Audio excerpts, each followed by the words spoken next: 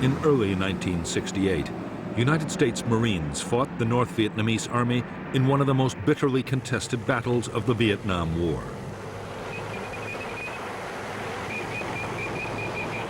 For 77 days, 20,000 NVA troops laid siege to the Marine combat base at Khe Sanh.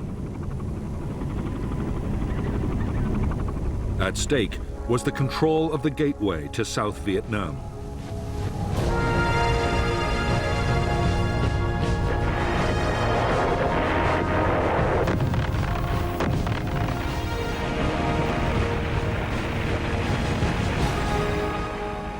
The siege of Khe Sanh was the longest single battle of the Vietnam War. It was also one of the most violent.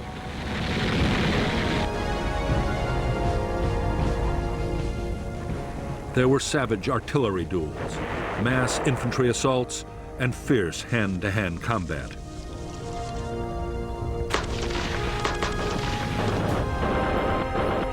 Khe Sanh also saw the most concentrated tactical bombing campaign in history, as the Americans used massed air power to try and break the siege.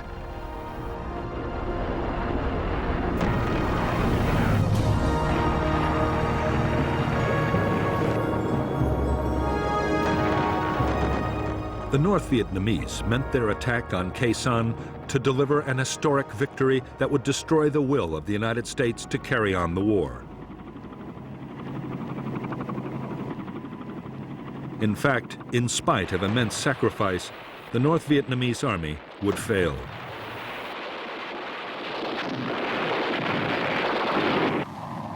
After Khe Sanh, the NVA would never again take on the Americans in a set-piece battle.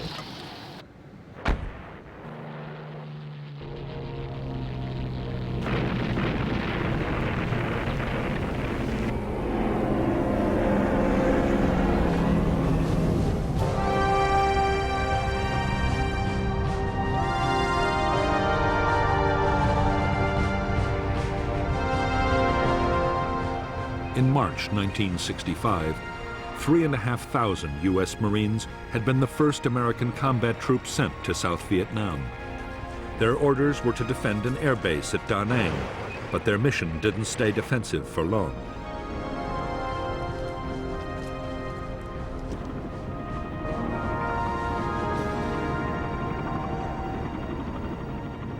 In spite of years of U.S. backing, South Vietnam was close to losing its war against communist Viet Cong guerrillas.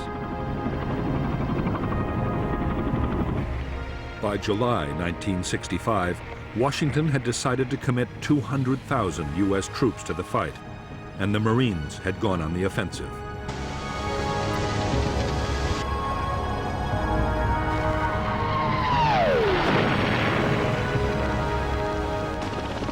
American commanders saw their role as taking on the Viet Cong's big units, the battalions and regiments.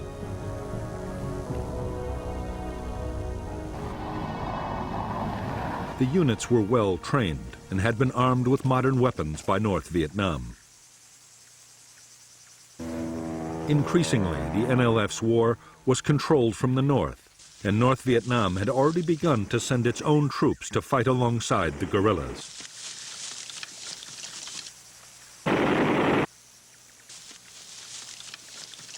The first big battle between the Americans and the Viet Cong was in August 1965.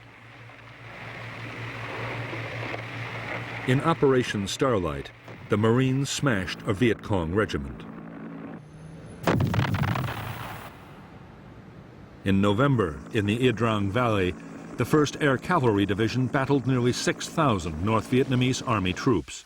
According to General Westmoreland, the Americans killed more than 1,200 in a storm of heavy fire.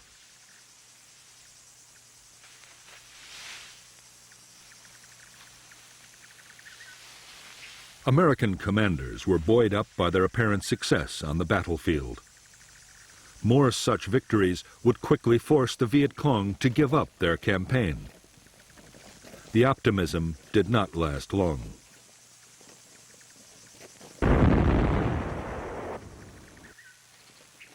By the close of 1965, the Americans were finding it impossible to make the Viet Cong fight pitched battles. Meantime, U.S. casualties were rising fast from ambushes, booby traps, and surprise attacks.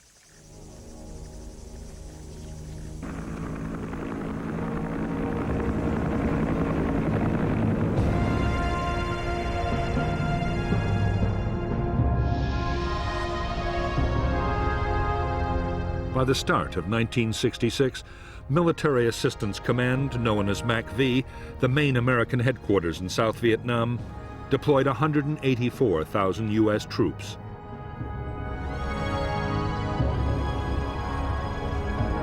Army units were concentrated in the Saigon area, in a strip along the central coast, and in the central highlands.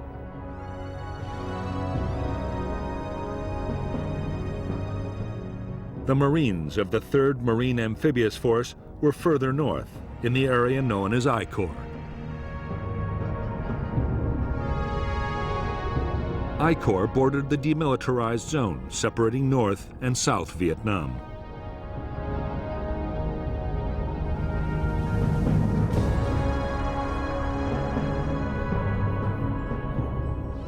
The Marines now had 3 main bases in I Corps, at Da Nang, Chu Lai, and Phu Bai, while the South Vietnamese Army had headquarters at Hue and Quang Ngai. The threat came from NLF battalions in the countryside and the border areas, the North Vietnamese Army on the demilitarized zone, and from tens of thousands of local NLF inside the heavily populated coastal belt.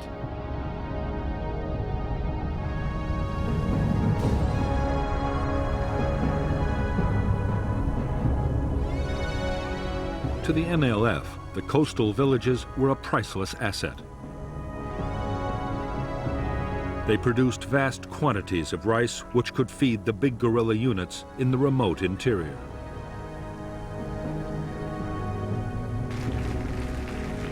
They also produced large numbers of recruits.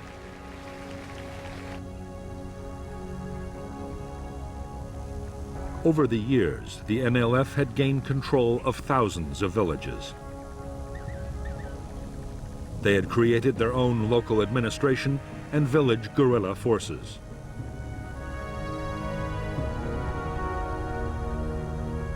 The villages also played host to the big units as they passed through on operations.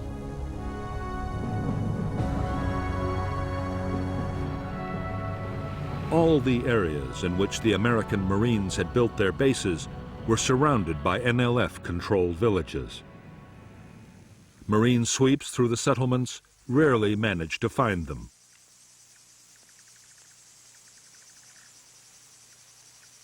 Viet Cong tactics were to pull out the main guerrilla forces and officials, leaving only snipers and booby traps behind.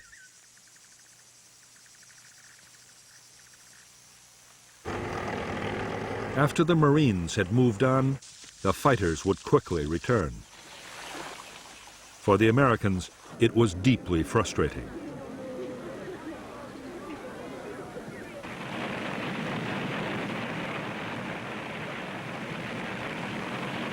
The Marines were forced to think again about how they could fight this new and unsettling kind of war.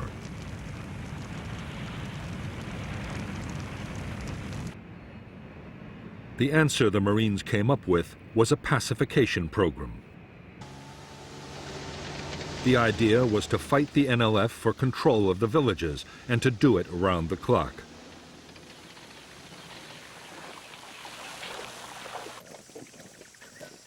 Squad and company-sized units patrolled vigorously and mounted constant ambushes.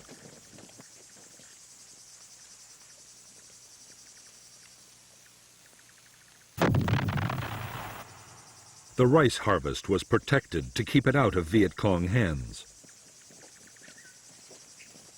In areas that stayed hostile, whole villages were moved by force to districts already pacified.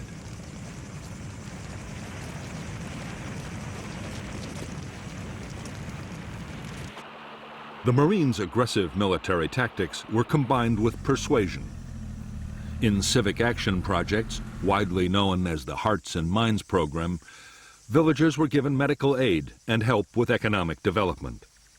The Marines claimed the policy was highly successful and helped bring more than 1 million people under government control.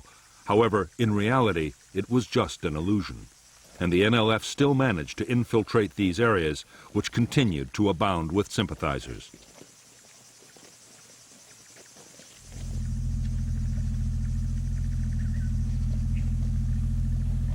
The change came in mid-1966. General Westmoreland, the commander of U.S. forces in South Vietnam, had never agreed with the Marines' methods. He believed that controlling villages was a waste of highly trained and heavily armed troops. Westmoreland argued that the Marines should instead be used to pursue the enemy's big units in the remote interior.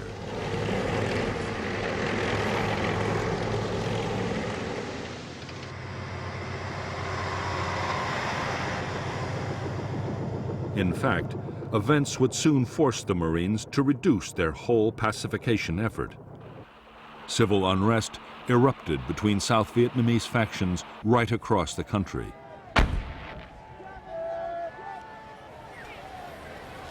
The North saw its opportunity and assembled thousands of troops poised to cross into the South. It was a threat the Marines could not ignore.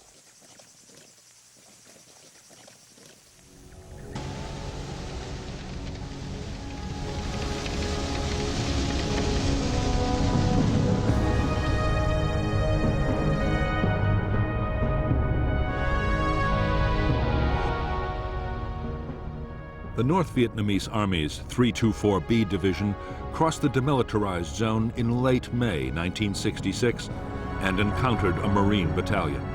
The NVA held their ground, and the largest battle of the war to date broke out near Dong Ha. General Walt moved most of the 3rd Marine Division north, 5,000 men in 5 battalions.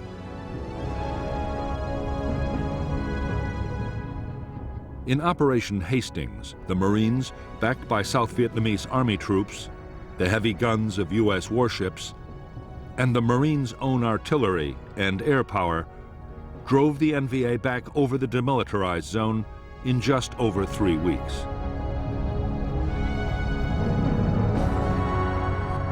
Because the Marines were forbidden to cross the demilitarized zone into North Vietnam, the 324B Division, along with elements of 2 more divisions, were able to regroup and return to the south almost at once. The Marines were forced to mount Operation Prairie, which tied up 11 battalions, nearly 10,000 troops, for a full 10 months.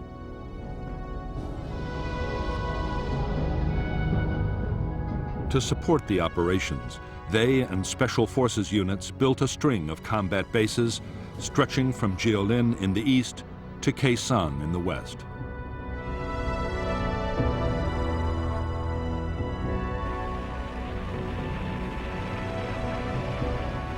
Casualties on both sides were heavy in Operations Hastings and Prairie. Although over 300 Americans were dead and nearly 1,500 wounded, it was a victory for the Americans.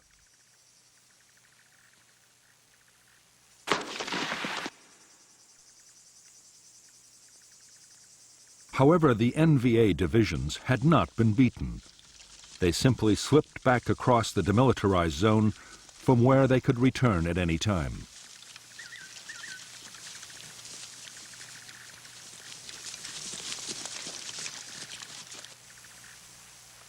The Marines now had little choice but to keep strong forces in the area.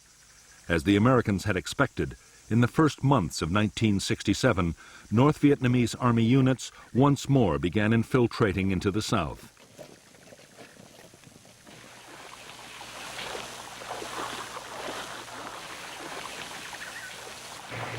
The Marine reaction was to mount big operations to find them and cut them off.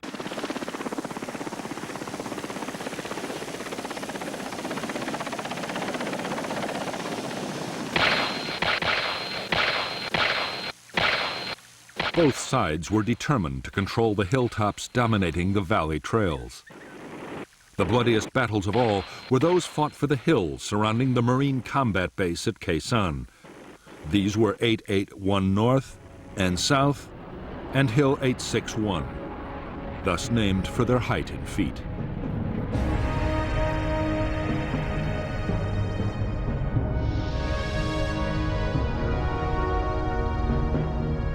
American bases below the demilitarized zone were strung out along Route 1 and Route 9.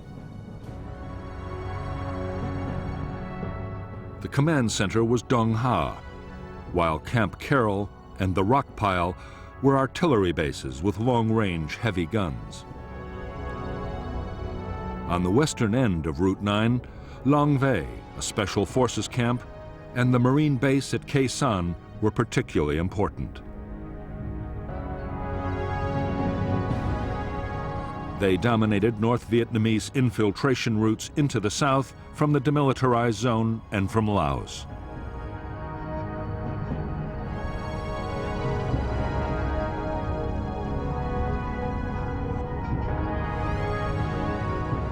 Khe Sanh Combat Base sat astride the valley of the Rao Quan River, with Dong Tri Mountain to the north and a series of smaller, numbered hills to the northwest.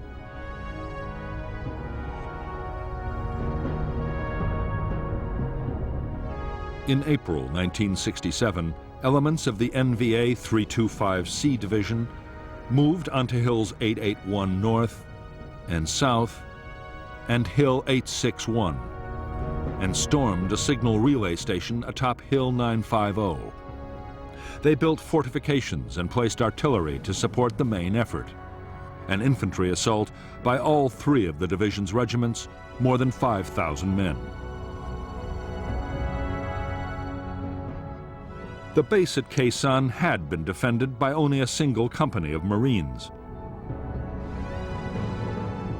But now, American strength was raised to 2 battalions with more artillery. By May 5th, after violent battles, the Marines had seized all 3 key hills. The battered North Vietnamese division pulled back over the demilitarized zone and across the Laotian border.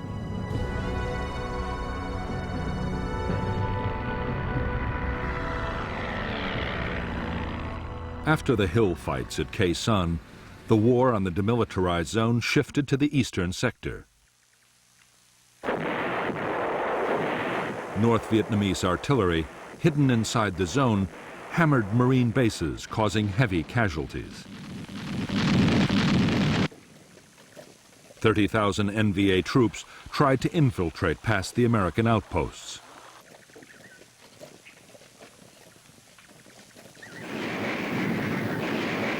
In July 1967, there was heavy fighting near Con Thien, killing 1,300 NVA troops.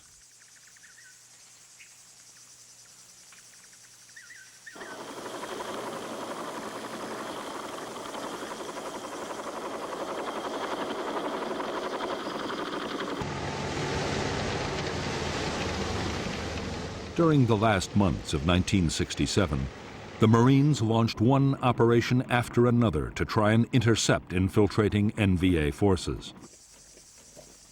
It was no easy task. The terrain was rough. There were never enough helicopters, and poor weather often shut down air operations. Meanwhile, powerful NVA units were once again massing in the hills and forests around the Khe Sanh combat base.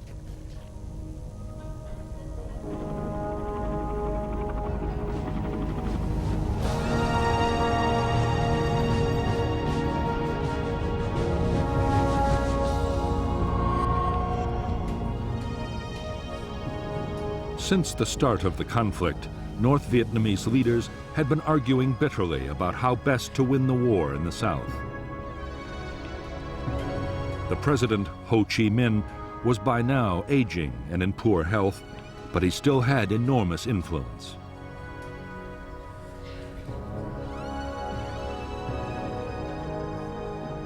Ho was revered by millions of Vietnamese, North and South, and any big decisions had to be approved by him.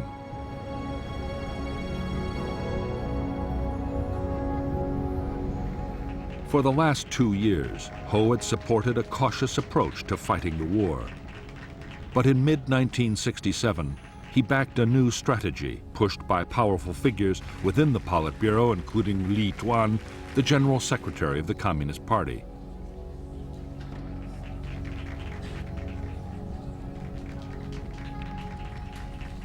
The plan was to mount an all-out offensive against the cities and towns of the South.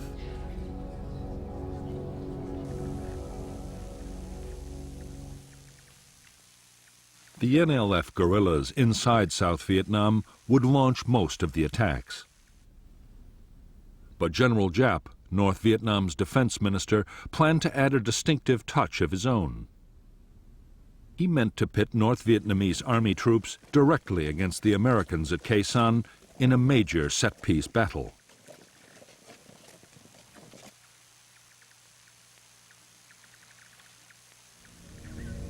He would even direct the attacking forces himself.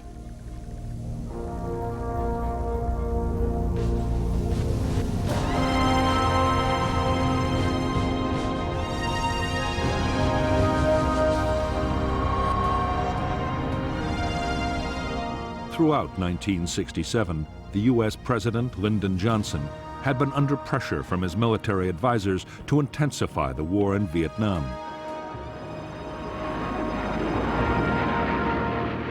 The Joint Chiefs of Staff wanted the president to ease the many restrictions on the bombing campaign against the North. They also wanted ground attacks against enemy sanctuaries in Laos and Cambodia, perhaps even into North Vietnam itself.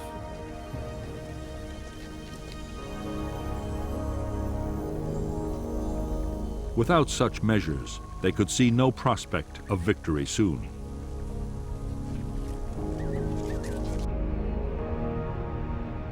President Johnson's fear was that expanding the ground campaign might draw China or the Soviet Union into the war.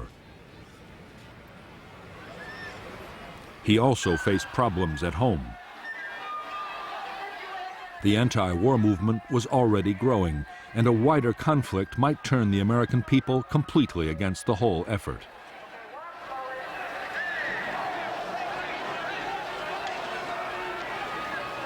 The last thing the president wanted to hear was that the communists were preparing for a major offensive.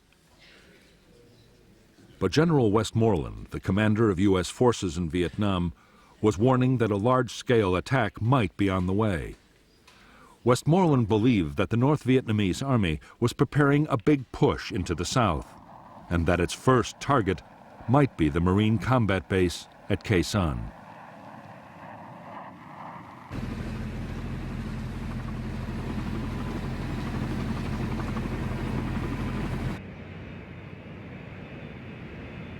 Although the president and his advisors were deeply worried by the news, Westmoreland himself was optimistic. He believed he had the forces to deal with any threat, and a massive enemy offensive might be the opportunity he'd been waiting for.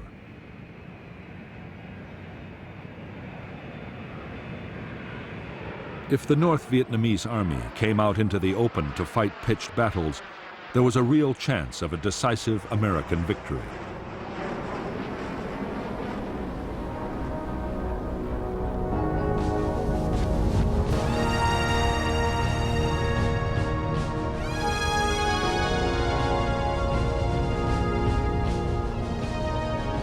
For the North Vietnamese army and its commander, General Giap, attacking the Americans at Khe Sanh promised a whole series of benefits. The buildup would draw American attention away from the southern cities, the main targets of the Tet Offensive. A successful attack would also open a clear route into South Vietnam.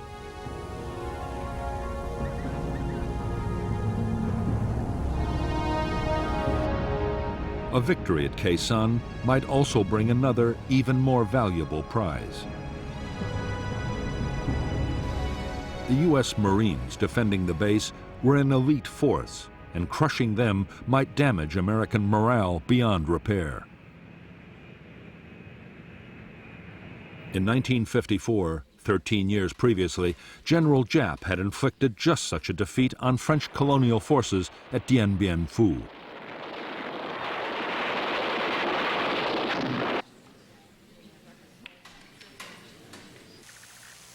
In selecting Khe Sanh as the site for a set-piece battle with the Americans, General Giap had chosen carefully. The jungle-covered hills and low cloud combined with heavy fog would work against American air power.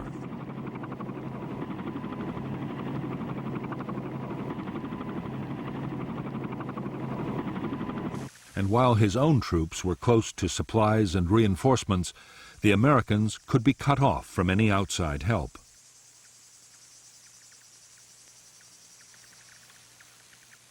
The weakened garrison would then be overrun.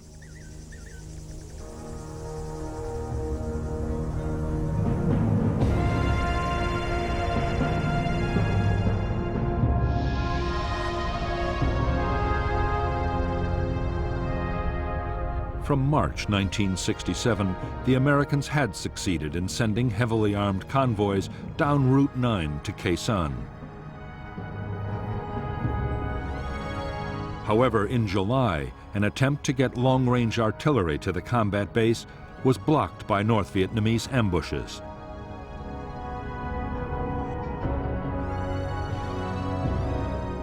Soon, the NVA had closed the road completely, and the first phase of the campaign against Khe Sanh was completed.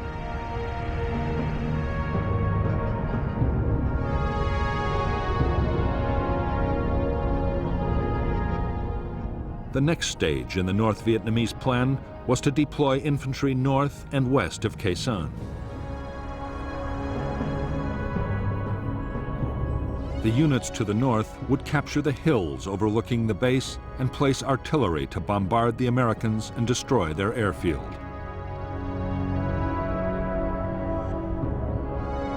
They would also mount ground attacks to create a diversion.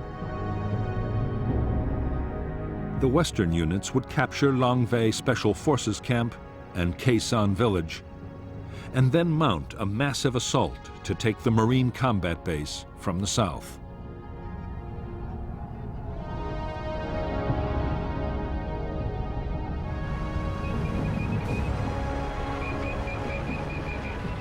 A vital ingredient of General Giap's plan was to soften up Khe Sanh and its surrounding hill outposts with massive artillery bombardments.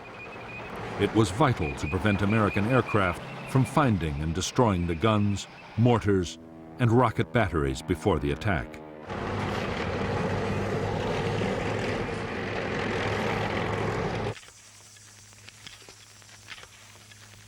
The troops made enormous efforts to protect the artillery by hiding it in caves or specially dug pits.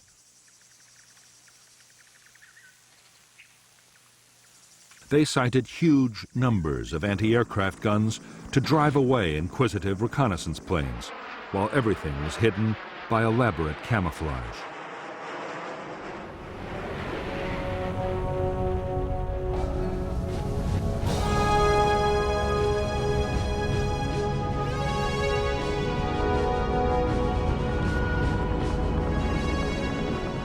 From the start of the war in Vietnam, U.S. military commanders had believed that the best form of defense was to attack in strength. When reconnaissance detected a large enemy force, U.S. troops would be helicoptered in to surround and destroy it. Although they often flew straight into an ambush, in the main the strategy worked.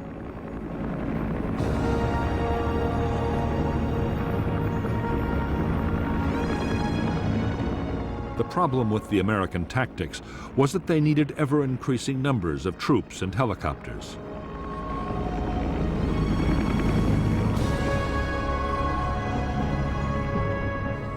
In Washington, Robert McNamara, the Secretary of Defense, worried that the constant demand for more men would eventually destroy public support for the war.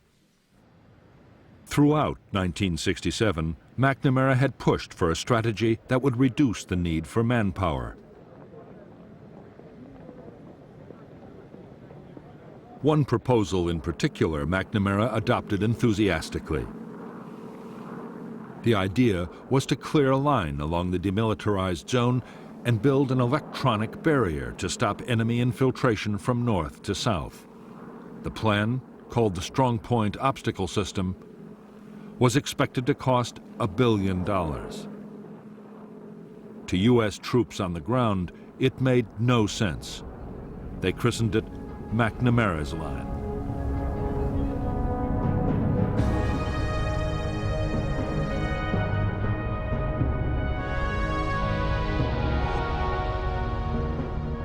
Because the eastern part of the demilitarized zone was flat ground, the area was given the first priority for defense. The plan was for 9 strong points, including Con Thien and Jiaolin, linked by fencing, minefields, and electronic detectors. West to Khe Sanh, U.S. bases would act as anchors for short strips of line, blocking all the likely approaches. Artillery would cover the whole area.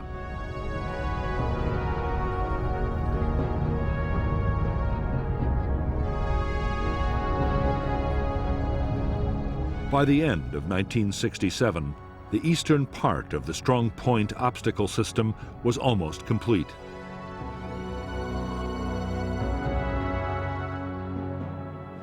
American planners hoped the new defense would at least channel the North Vietnamese into the more difficult hilly terrain guarded by the rock pile and Khe Sanh.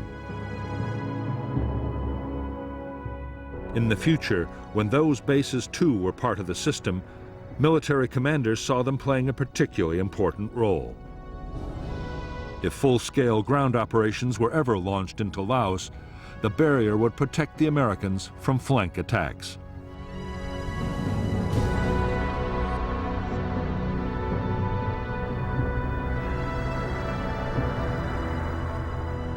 The Strong Point Obstacle System was deeply unwelcome to U.S. commanders in the area. Building just the eastern part imposed a heavy burden on the Marines. The line was soaking up vast amounts of material and manpower, restricting offensive operations.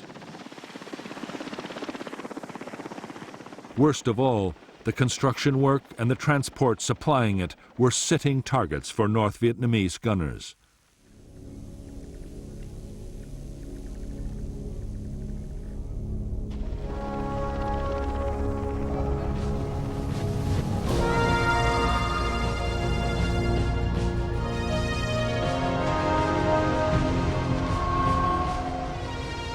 Altogether, the North Vietnamese army numbered just under 470,000 troops in 12 divisions and 100 independent regiments.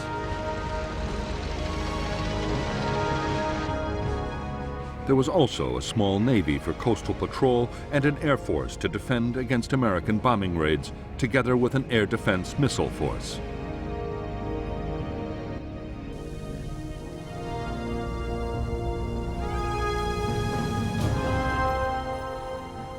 China had also committed 50,000 advisors and engineers to repair damage done by American bombing and so free North Vietnamese troops for combat operations.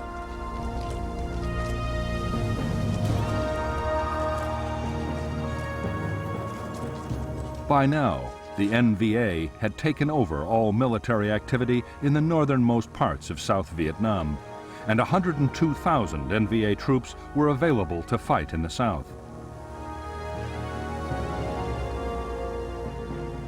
All the same, the planned Tet Offensive was not meant to depend heavily on the Northern Army. The southern guerrillas, the Viet Cong, would do most of the fighting, and just over a quarter of NVA units in the south were to be committed to Tet. The rest would either be held back as a reserve or thrown into the battle against the Americans at Khe Sanh.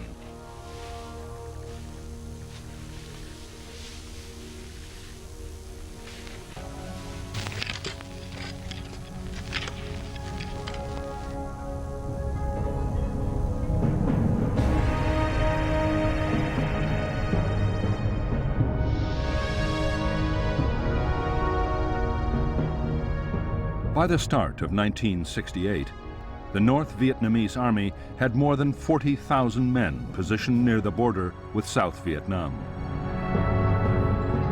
One division was to launch attacks down the east coast to take Da Nang and other important centers. 4 divisions and 2 regiments were massed for the assault on Khe Sanh and for follow-up operations to seize the northern provinces.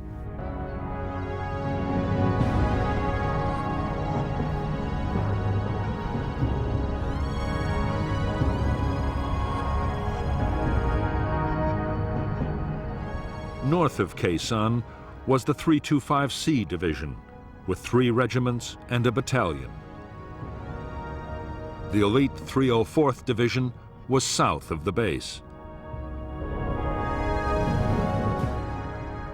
The besieging forces were supported by 3 artillery formations and anti-aircraft units, while a regiment handled resupply from the north.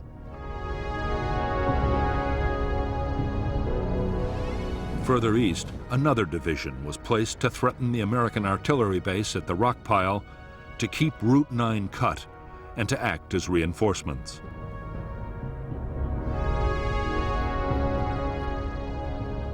A small number of tanks were also positioned west of Long Vây.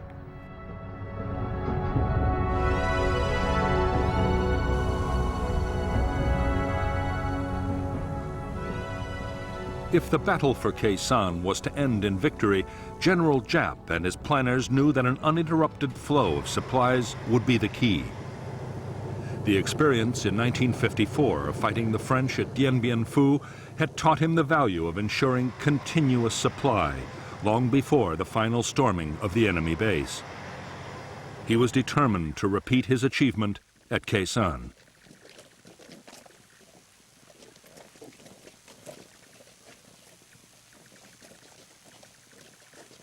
To get ammunition, food, and materials to the forces attacking Khe Sanh, Giap ordered the building of 2 new roads.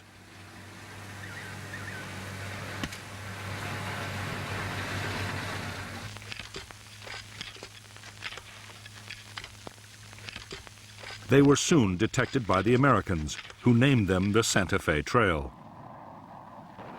U.S. fighter bombers made furious attacks, but the roads were impossible to destroy or even damage seriously.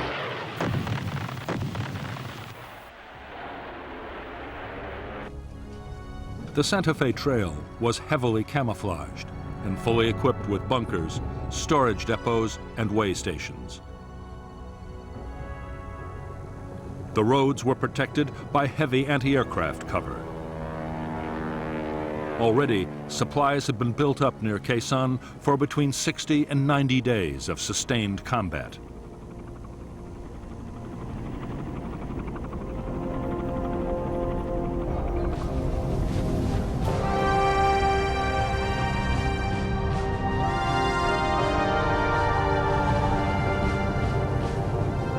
For more than a decade, the North Vietnamese Army had been getting military equipment from China and the Soviet Union.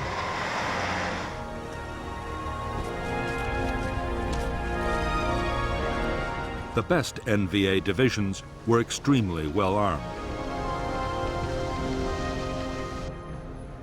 The rugged and effective AK-47 assault rifle was perfect for the harsh battlefield conditions of Vietnam.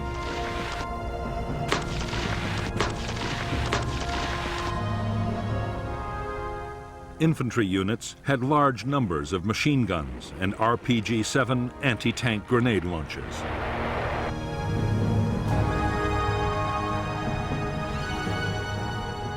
The main defense against American air power for the troops around Khe Sanh was the Soviet K-38 heavy machine gun.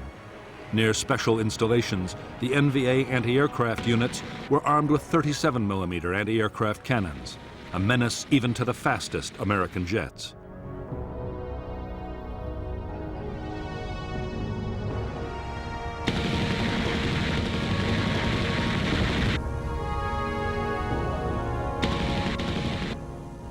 The heavy artillery which NVA gunners would use to try and overwhelm the defenses of the Khe Sanh base was also Soviet and Chinese. The 130mm field gun had a range of 19 miles, further than any comparable American gun.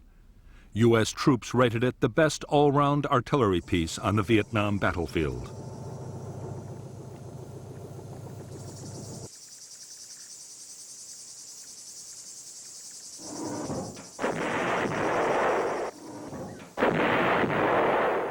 The guns would be reinforced by huge numbers of rockets and heavy mortars.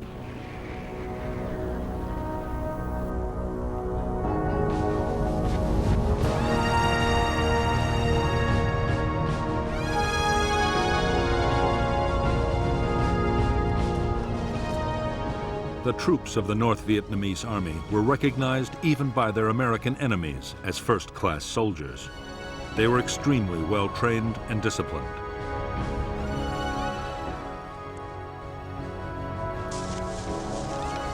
They were skilled in tactics, and their morale and determination often seemed to the Americans to border on the fanatical.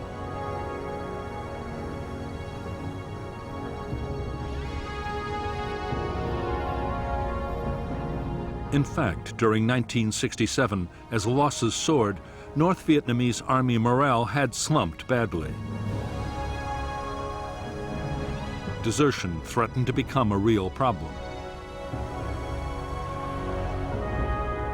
The grueling trek from home bases to distant Khe Sanh had also taken its toll.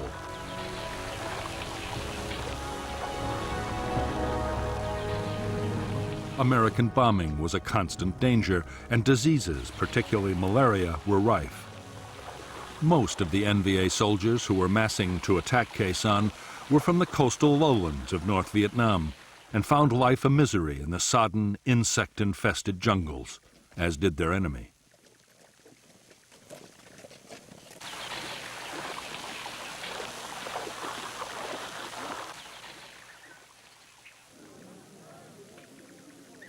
In preparation for the Khe Sanh battle, NVA commanders went to enormous lengths to restore their troops' morale. Cultural groups were sent on the long and arduous journey to the front to entertain the troops.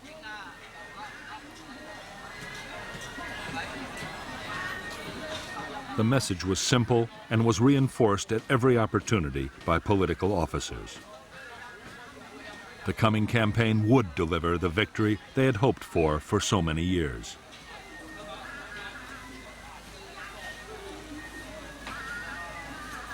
The propaganda effort worked well.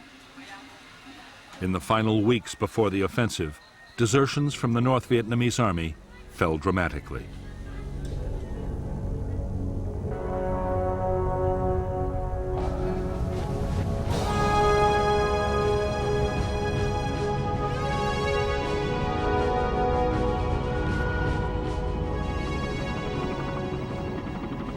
In late 1967, 73,000 of the almost 500,000 American troops in South Vietnam were United States Marines. They were under the command of the U.S. Navy Pacific Fleet Headquarters in Honolulu, but operational control was with General Westmoreland's Military Assistance Command in Saigon.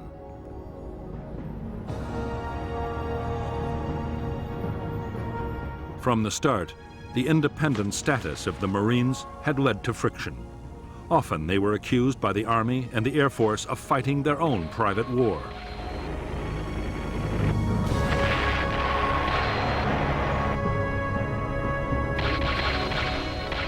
Since Lieutenant General Robert Cushman had taken over as Marine Commander in June 1967, he and Westmoreland had argued continuously over how the Marines should best be used. The latest issue was the McNamara Line.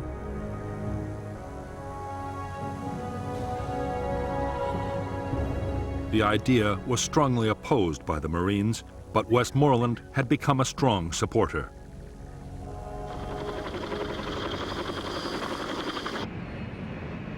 There was also a major disagreement brewing over who should control Marine air power.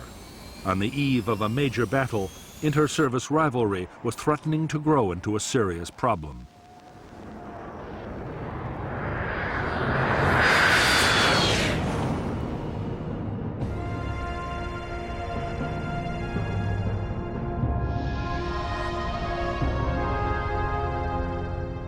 All American units in I Corps were commanded by the 3rd Marine Amphibious Force with its headquarters at Da Nang. The force controlled the 1st and 3rd Marine Divisions and elements of the 5th, along with the 23rd Army Division, 2 Army brigades, and a squadron of armored cavalry. The South Vietnamese Army deployed 2 divisions and an infantry regiment in I Corps, and there was also a brigade of Korean Marines.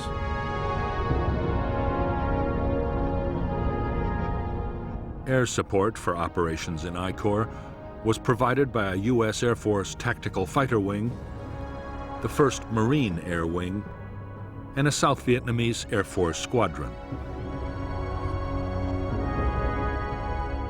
U.S. Navy aircraft were stationed on the carriers of Task Force 77, while 3 wings of B-52 bombers were also on call from Thailand and Guam in the Pacific Ocean.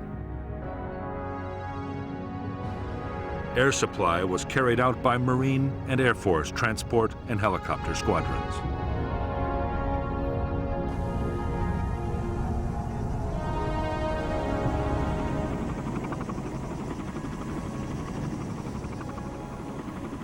As more than 100,000 men, half of all U.S. combat units in South Vietnam, had been concentrated in I Corps, the supply system had been strained to the limit. On the DMZ alone, ammunition consumption was running at 25,000 artillery shells a month. The Marine supply lines stretched from the United States to Okinawa in the Pacific and on into Vietnam.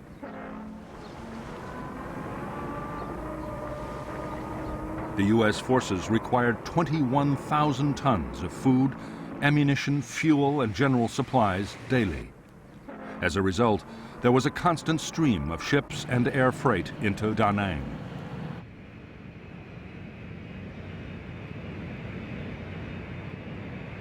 Getting the supplies to where they were needed was a massive job.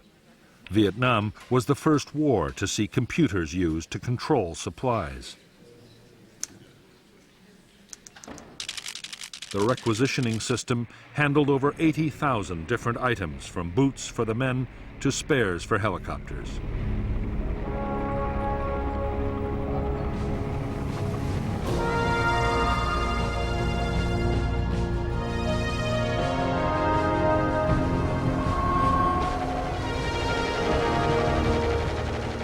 Just like their North Vietnamese enemies, the Marine infantry would depend in the coming battles on supporting firepower.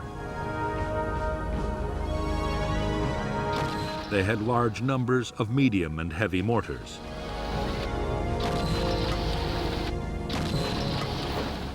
The Marines would also make good use of 106mm recoilless rifles.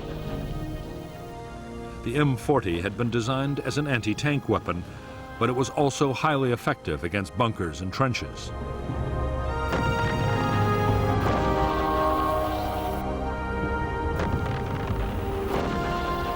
Marine bases always had their own standard 105mm artillery pieces. The guns had a range of 7 miles. Some bases, including Khe Sanh, also had powerful 155mm howitzers. They could lob a heavy shell over 9 miles at a rate of 4 rounds a minute. The base could also call in supporting fire from the Army's huge 175mm self-propelled guns. These weapons could fire a 170-pound shell 23 miles, just enough to reach the Khe Sanh area from the rock pile or Camp Carroll.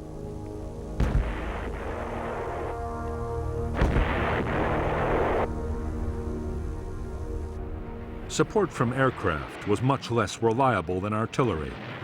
Air operations could be shut down completely by bad weather. But in the right conditions, fighter bombers could bring devastating firepower to the battlefield. A-4 Skyhawks, operating from carriers in the Tonkin Gulf or from marine airfields, could be over the Khe Sanh area in less than 30 minutes with 1.5 tons of bombs.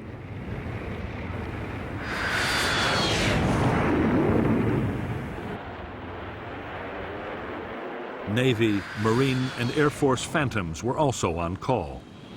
Although designed as an interceptor, the F-4 was a powerful bomber.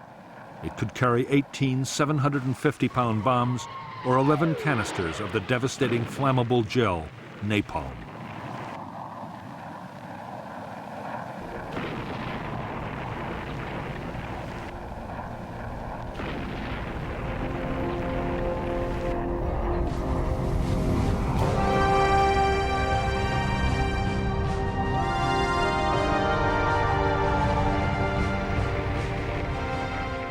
As an elite formation which could attract recruits of the highest quality, the United States Marines had for years been an all-volunteer force. Vietnam had forced a change.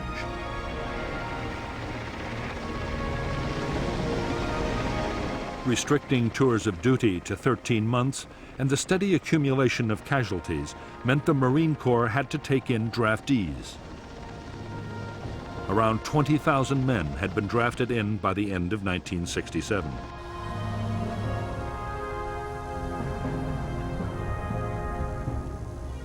Basic training had been cut too, down from 12 to 8 weeks. There was also a severe shortage of skilled personnel, particularly helicopter pilots.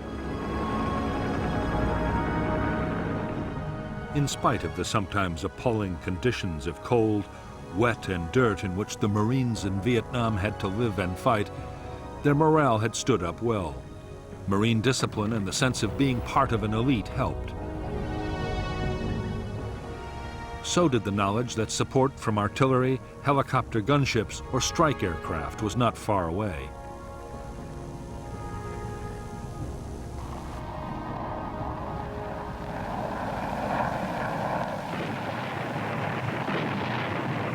But nothing helped the morale of the men as much as the superb medical evacuation and treatment system. After emergency treatment by a medic on the spot, a wounded man could expect to be picked up by medevac helicopter in less than half an hour.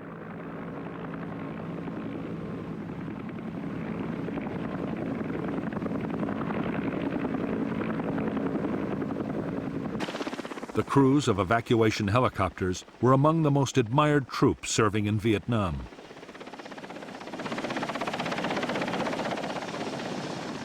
The pilots would go to extraordinary lengths to get wounded men away, even under heavy fire.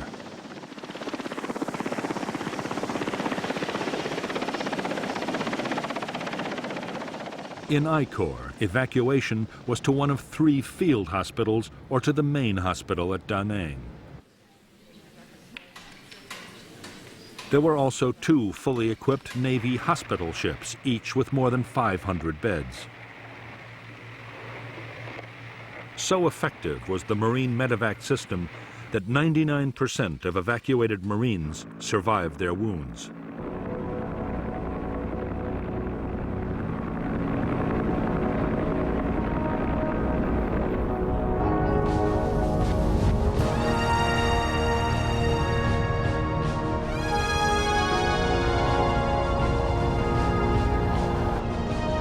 As evidence had mounted that the North Vietnamese were going to attack Khe Sanh, the Americans took a quick decision to reinforce the base. By the close of 1967, the 3rd Battalion of the 26th Marines had arrived to boost the garrison.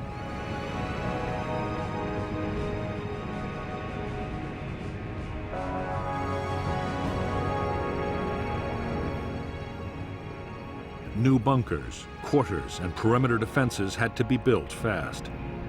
Building materials that were meant for the McNamara Line were quickly diverted to Khe Sanh.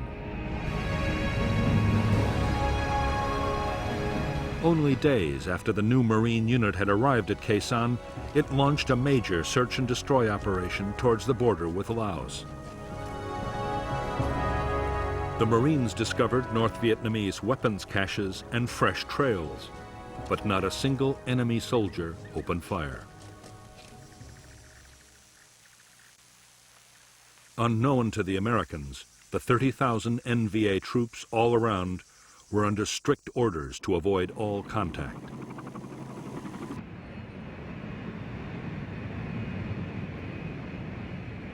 Christmas 1967 came and went on the demilitarized zone, but the North Vietnamese stayed uncannily quiet.